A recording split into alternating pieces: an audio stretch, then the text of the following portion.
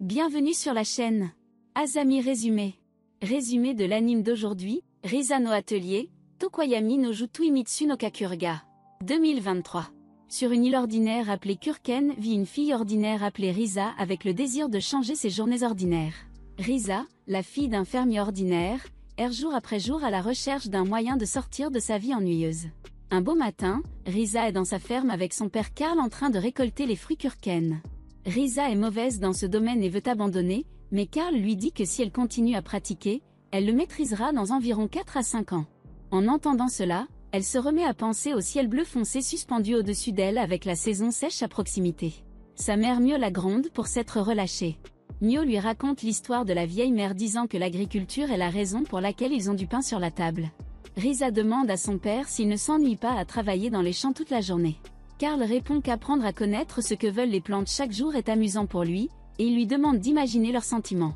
Risa, cependant, est plus préoccupée par ses sentiments humains et trouve un moyen de s'échapper pour se faire attraper par Mio et se faire gronder à nouveau. Ensuite, Mio l'envoie faire des courses. En chemin, l'ami de Risa, Tao, l'accueille. Il semble complètement hébété alors qu'il passait une nuit blanche pour déchiffrer ses vieux livres de famille.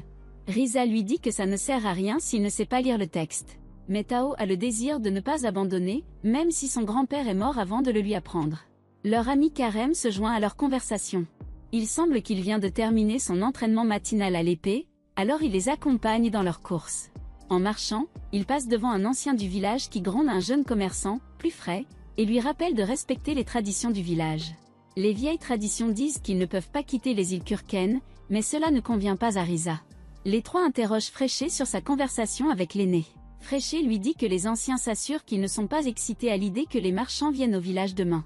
Cela excite Risa. Elle s'interroge sur la vie en dehors de l'île, que les garçons pensent qu'ils ne connaîtront jamais de cette vie.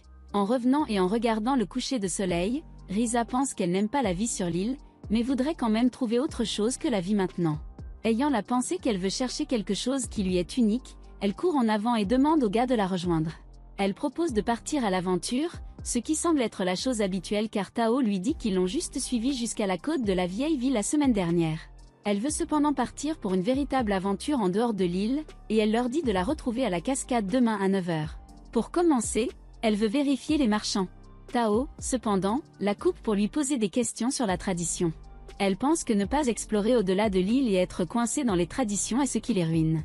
Lorsqu'on lui demande comment partir, elle envisage simplement d'emprunter secrètement un bateau, ce qui signifie essentiellement voler.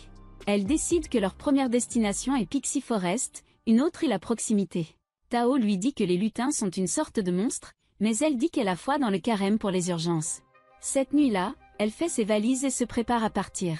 Le lendemain matin, nous voyons Claudia avec son père, un marchand renommé, Lubar, en route pour les îles Kurken. D'autre part, le trio se retrouve près de la cascade prêt pour l'aventure avec les armes de son choix.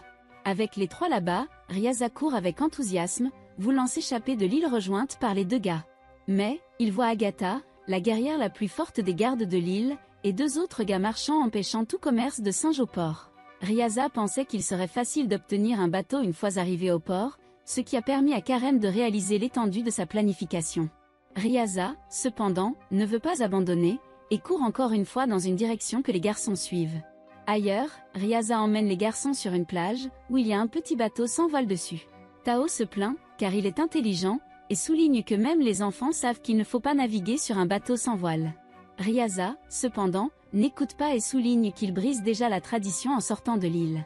Elle commence à parler de faire des choses interdites après avoir navigué vers le rivage, et Tao est vraiment inquiet. Mais Risa parle d'aller à la tour qui brille au nord, ce qui fait également appel au carême. Voyant les deux licenciés, Tao n'a d'autre choix que de suivre, alors ils se mettent à l'aventure. De l'autre côté, nous voyons Lila et Ampel discuter de la grande quantité de ruines sur l'île de Kirkland.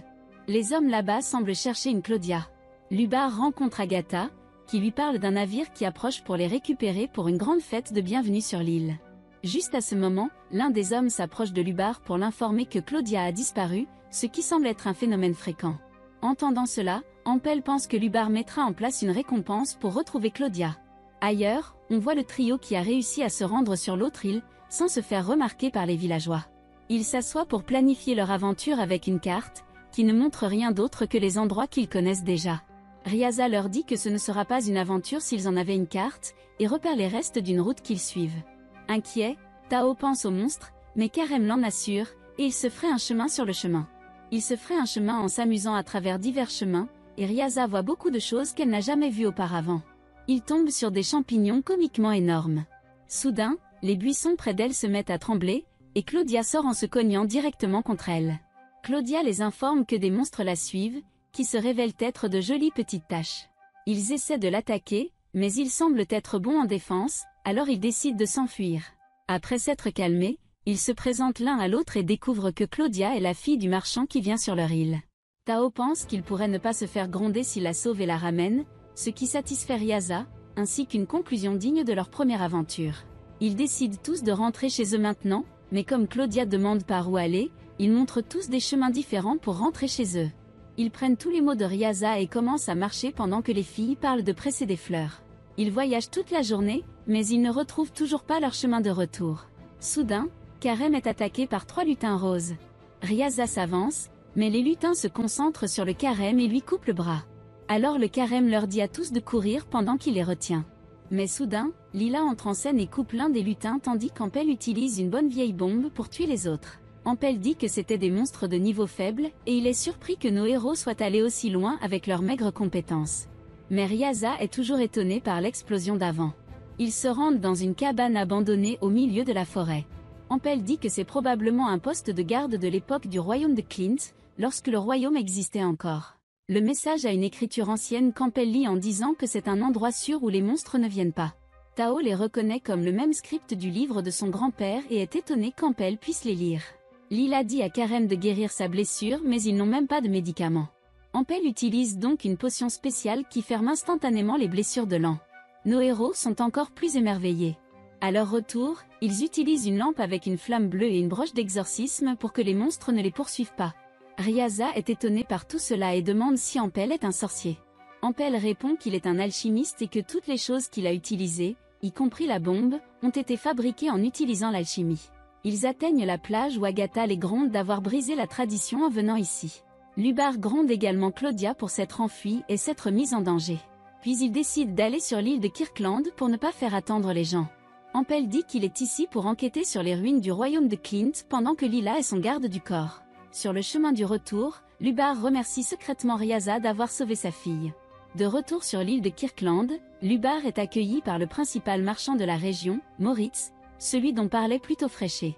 Pendant ce temps, les anciens du village les regardent avec méfiance. Claudia demande à ses nouveaux amis si Moritz est le maire, mais Karem répond qu'il n'est qu'une personne égoïste qui met son nez partout.